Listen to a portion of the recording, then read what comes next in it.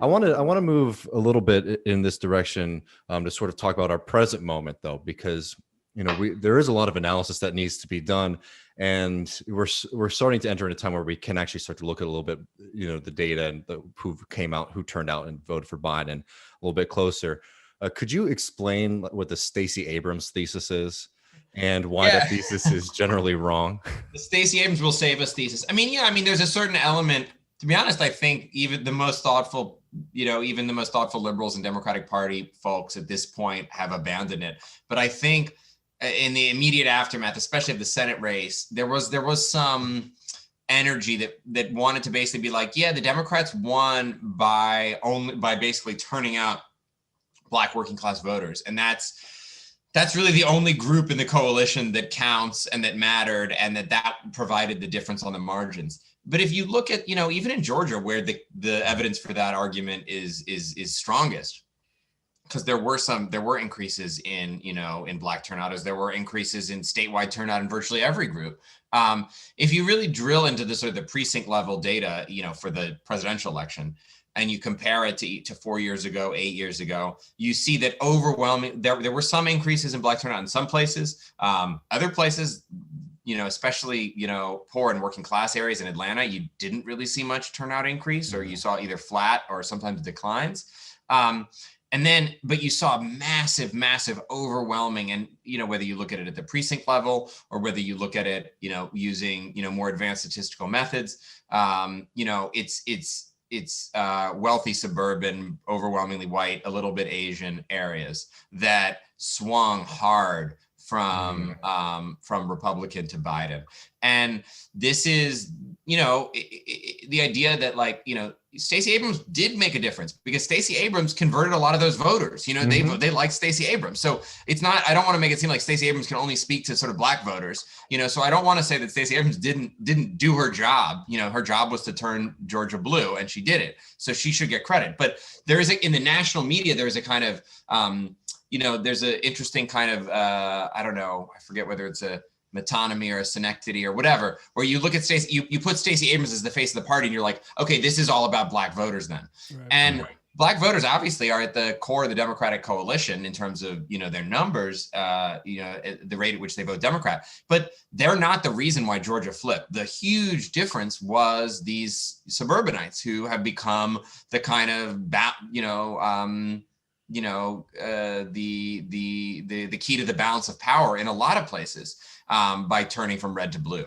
And, I just think at minimum we should acknowledge, and I do think increasingly, and maybe we'll get to this, increasingly people do acknowledge that. They just start saying that's a good thing, but they're starting to acknowledge it. Yeah, the cost with winning the Joe Biden way. Like, I was never one of these leftists that said, oh, Biden is turning his back on the left, now he's definitely going to lose. It's like, we need to the conclusion, or like ramifications of what if he wins. And you talk about some of these referendum, I think it was the fair tax in Chicago.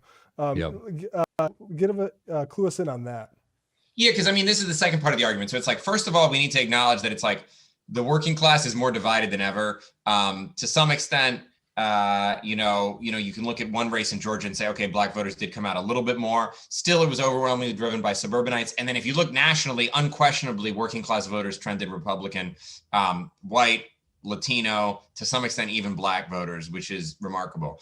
And that is, to me, worrying if you're interested in, building up working class power within the Democratic Party in any sense. So, the second question is, okay, this is happening. What are the implications of it? And some people will tell you, and they'll talk about, there was an argument in Vox that came out this week. I think a lot of the Vox and New York Mag types have been queuing my piece up to dunk on it in light of the stimulus, because it's kind of like, oh, Matt Karp says there are no differences between Republicans and Democrats. Hey, look, the Republicans do tax cuts. The Democrats do massive redistribution via the budget. And we'll talk about what the budget does, or what that stimulus bill does or doesn't do in a minute. But I think the new argument is, yeah, these upper middle class voters, they're delivering, they're progressive.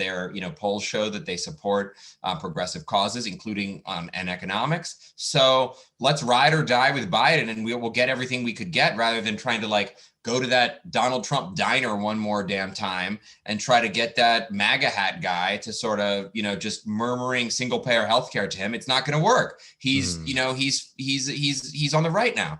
And that's more or less the case. But Matt, what you're talking about is, I looked in the piece at a number of, how does the new democratic politics work at the state level? That's one place to look into sort of the, states as laboratories of democracy. And, these places where Democrats really control the politics, how are these new coalitions voting to slice up the pie? And in Illinois, you have a billionaire governor who was elected by this same kind of Biden coalition that, has taken over the Democratic Party, J.B. Pritzker, who's, hardly a figure of, great stature on the labor left. But he looked at Illinois' budget, which is a disaster, and said, okay, we need a progressive tax on the very wealthy to keep this budget alive. And this can only be done via referendum. And the new Democratic coalition did not deliver. The Republicans voted against it, including working class Republicans, because, people don't vote their class anymore, and that's bad. And so you have, people in downstate Illinois and rural Illinois who, voted for Barack Obama, voted for Bill Clinton, who voted for Democrats all through the New Deal, and now vote Republican, and so are economically right wing, because they identify all this stuff as like, the Democrats want this, so I don't want this. But more disturbingly, the new Democratic coalition voted for Biden overwhelmingly, and then so many people split their ballots in the Tony precincts of Chicago, in the fancy burbs where, I talk about where the Home Alone house is, the $1.5 million house where Kevin McAllister, was left alone. All those places voted, overwhelmingly blue and against this progressive tax. So it's kind of like, what can this coalition get you? It can get Democrats in office. Can it redistribute wealth? And this is like, I really want to focus, especially in the last bit, on this question of class de-alignment, because I think that's like one of my favorite parts of your piece, and one of the most important arguments that we need to be, dealing with on the left. Because as you know, like in Georgia, we saw what ended up, winning the day for Biden, or at least was flipped the state, were these wealthier folks. In, my home state of Texas, you see this similar trend too, right? Where like older, suburban voters, more traditional suburban voters were starting to vote blue, while the Democrats lost, votes in communities like Latin communities and Black communities, where they thought that they were never under threat. And it's this BS Democratic Party strategy that they think that they're just going to get all those votes for granted, right? And those people are always going to show up for them.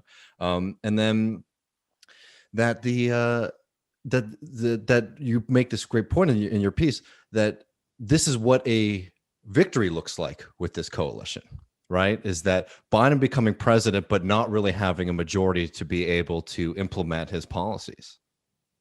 Yeah, I mean, we'll see. I mean, they've managed to do okay so far, but we're about to find out what they can really what they can really do. But yeah, I mean, this class de-alignment, where, I mean, there are a couple reasons to be concerned about it. And, my concern as a socialist, as somebody who believes in class politics at the center of my understanding of how the political system works, is that, if you're relying on, suburbanites who make $200,000 a year to sort of achieve progressive politics, you might get, a few crumbs on the table, but you're not going to get social democracy. You're not going to get, let alone anything more that we want. Yeah, you're going to get, you're in fact, not only are you not going to get it, you're going to have this is the Gilded Age part. You have a situation where all the forces of the political system are actually stonewalled and locked, work to stonewall and lock out this very politics that we thought under Bernie, et cetera, was starting to finally get a little daylight. And if you have the Joe Biden coalition in charge of the Democratic Party, there are hard limits on what that can achieve, and it's gonna go in a different direction. They're not gonna set up single payer healthcare, which does involve serious taxes on the upper middle class. If they can't do it to sort of save schools and pensions in Illinois or California, Why would they do it to sort of reprogram the whole health system? Like, that's just not going to happen with this coalition, is my view. And then the other fear, this is also to your point, David, that some people, that even people who aren't socialists worry about, is that this is a very narrow coalition. This is a coalition that just doesn't have the numbers right now. Mm-hmm. And you need more working class voters, even than Biden got, to basically retake state houses, to retake the Senate, to actually even do whatever it is that Nancy Pelosi and Chuck Schumer want to do. Mm-hmm. Even to actually do that kind of moderate liberalism, you don't have the votes to do that, because you're concentrated in cities, you're concentrated in wealthy suburbs. You only less than a third of people in America have college degrees, and that's not going to be enough to actually, if you continue to bleed working class votes. And because the reason this question is, there's a million reasons this question is important, but like, it's really important for socialists to wrestle with this like class alignment that we're seeing, because I think especially people who are sort of, when you first start to become a socialist, you think that like kind of like class consciousness or class politics are just going to happen like spontaneously, right? And we are living through the proof that is just not the case. We are living through a society that is more unequal than it's probably ever been before. I'm not a historian, so I got a little timid there, but like, an extremely unequal, society. Go for it, David. A horrible pandemic. And very clearly, like, even though, we are seeing some movement from Biden, they're trying to address it on some level, but certainly nowhere near what needs to be done. That is not, and even all these people show up to vote, as you're saying in this most recent election, that we aren't just seeing, this massive wave of like working class politics, right? That like, and I'm sorry to go on a rant here, but it's like, this is basic like Marxism 101. This is Communist Manifesto. Marx says like the first goal of the communists is to organize the proletariat into a class, right? And like, we need to understand as socialists that organizing work is going to be really critical if we want to see any escape from the current situation, because it's just not going to happen spontaneously. Yeah, and I would just add to that. To even thrust the knife even a little deeper into my own breast here. It can't organize itself on the basis of one heroic presidential campaign. Yeah. We've learned that now, and nobody was a bigger, was more attached to the collar of Saint Bernard than I was. But I think, and he achieved a lot. I wrote about this previously. I think he's moved the needle in 100 ways that are gonna last. So I'm not reaching down into despair here. But the premise of both Bernie runs, to the extent that they were actual bids to do working class politics through a presidential primary, was basically, if you speak it, they will come. If you say in single payer healthcare, if you say free college, if you say $15 minimum wage, and then you name the enemy, you say the billionaires won't let you have this, I want to give this to you, that the working class will more or less hear that message, which has been left out of scrupulously, sort of marginalized from politics. If you just say it loud enough, then, from the hills of West Virginia to the plains of Kansas, people will rise. And, they did to an extent. We had tens of millions of people voted for Bernie that when he was laughed off the stage when he started to vote. So I'm not shitting on Bernie, but they did not rise in the numbers that we needed to sort of initiate a working class revolution in this country. So what the point is, we need organization, and it can't just happen from sort of through electoral politics alone. That's my big takeaway, and it can't happen overnight. It's going to be a long haul here. And politics can make a difference, but it can't do it by itself. You mentioned the Vox getting ready to dunk on you over the COVID relief bill. So let's talk about that. That's where I guess the material versus class politics. It looks like the Democrats, while not the full $2,000, for instance, are starting to learn how to put money out the door into people's pockets a little bit. It's like post-Reagan or Keynes of the 21st century. I see people talk about. How does this fit into your thesis, and what do you think it signifies? And I want to also say, just to add on to this, like I'm hearing a lot of, frankly, more optimistic talk about the PRO Act than I thought I would have, and that I think would change things a little bit if Biden can get PRO Act done. But let's just keep this to the COVID bill for now, maybe. Okay, I'll do COVID first. Yeah, I mean, there are a lot of good things in that bill, and I don't think that we, as the sectarian leftists that we are very well served by, denying that the sky is blue, that this is a big difference from the Obama stimulus, for instance, and as liberals have been trumpeting, for two reasons. One, it's almost twice as large in GDP terms. Two, it was done without any bipartisan compromise, really, of any kind. We'll talk about the minimum wage, but they didn't cut the package in order to sort of please the moderates. They did what they said they were going to do in terms of the total number, and the number is huge. And so I think, I agree that, what is it? The guy on Twitter, James Medlock, said, the era of big government is over. I think that's right. I think we're entering a new period. And so the kind of standard jibes about neoliberal austerity and, watch Biden come in there and he's just going to be like, oh, the deficit, bye-bye Social Security. Like we hit him on that during the campaign, but that's not accurate as a portrait of where the Democratic Party is now. There's a new era of what I'm calling, I did write a thing for Jacobin, hopefully it'll come out tomorrow.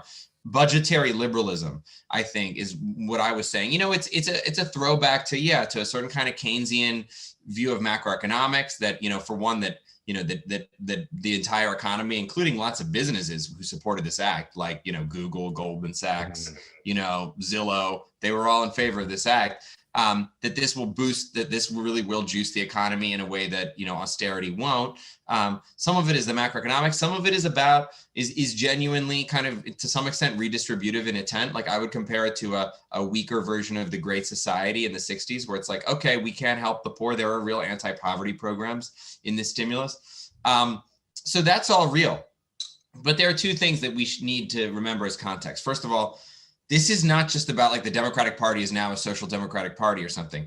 This is on the heels of an even larger stimulus package that the Republicans did just this same damn year that didn't make anybody think that Donald Trump sent everyone, $1,800 worth of checks. No one thinks that he's a social democrat. The Republicans spent $3 trillion. They've done more stimulus and they've done more checks than Biden has. So no one thinks that they're socialists. This is about a broader shift in how both parties really. The Republican Party is not a party of small government anymore. It never really was, but it's not even a party of small government ideology anymore.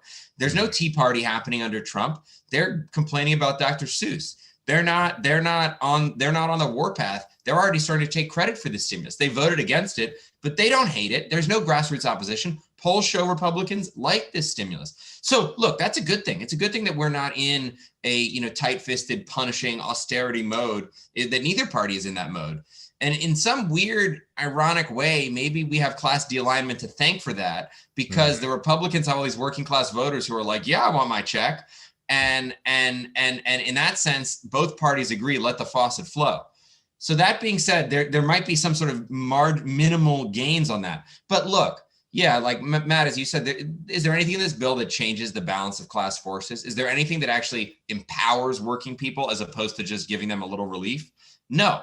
None of the structural things, nothing in this bill is structural. We'll see if they make the child allowance permanent. Maybe they will, maybe they won't. Nothing obligates them to. They rejected the minimum wage. That was the one structural thing in the bill that they dinged.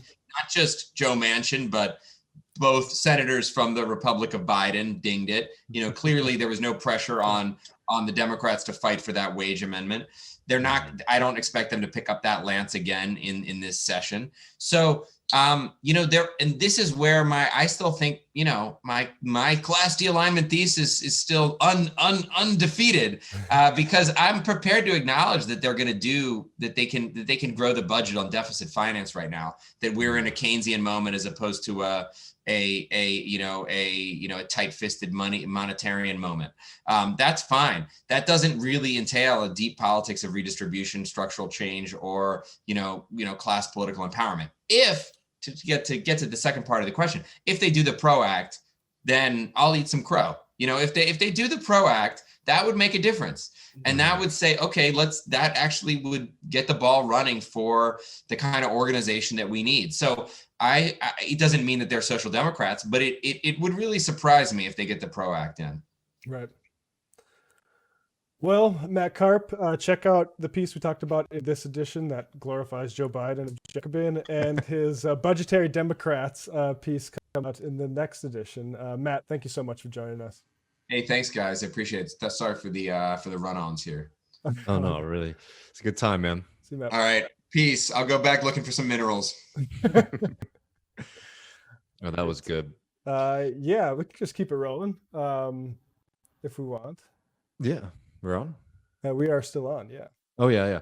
You know, I just I thought that piece was really great, and people should definitely spend the time with it because, you know, we talked about a lot of different things in that interview because there was a lot of different arguments in that piece. The historical one, the Michigan, kind of vote we didn't analysis. even talk about. There's a lot we didn't even get to. Yeah, I know. Big old piece.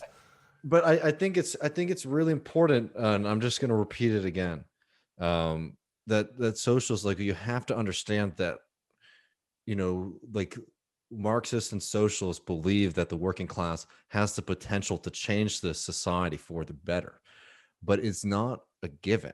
It's a potential that has to be built, and it's something that a lot, especially people who, it's just something that people really need to reckon with on the socialist left, that these things aren't just going to happen. You know, we can bring in a lot of people with good messaging and putting ideas out there and inspiring hope.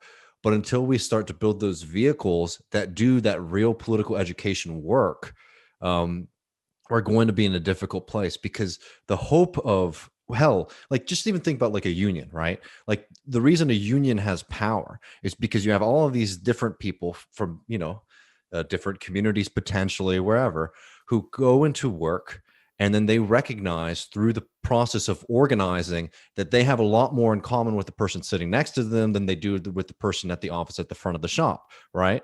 And then through that consciousness, they build an organization that then fights for their interests.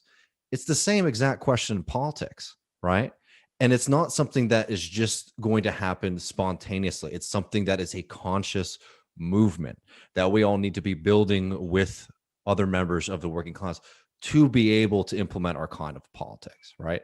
And I think that's where you get a lot of fuzzy analysis from people, certainly from liberals, on this question of, like, what does the working class actually want? But even from socialists too, when they forget that, you know, a fundamental part of politics, of socialist politics, is building that class consciousness to make the working class recognize itself as a worker, instead of, you know, whatever. We all have many different identities and things that we enjoy and things that we think of ourselves as, right?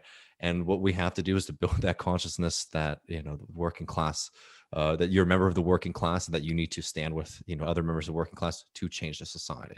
And this is why people should follow up on David's suggestion on the work of Sam Gindin and Leo Panish. Yeah. I was just reading that memorial in Jacobin, which So is sweet. one of the longer things I've read in Jacobin, but yeah, I mean, very good. And those guys, they thought through all these questions. And interesting, I mean, I'm just now starting to get an appreciation of Ralph Miliband's place in sort of Marxist theory, beyond just a quirk that he wrote and was the dad of a politician, and that he was like one of the first guys to actually think through this too, which is very interesting.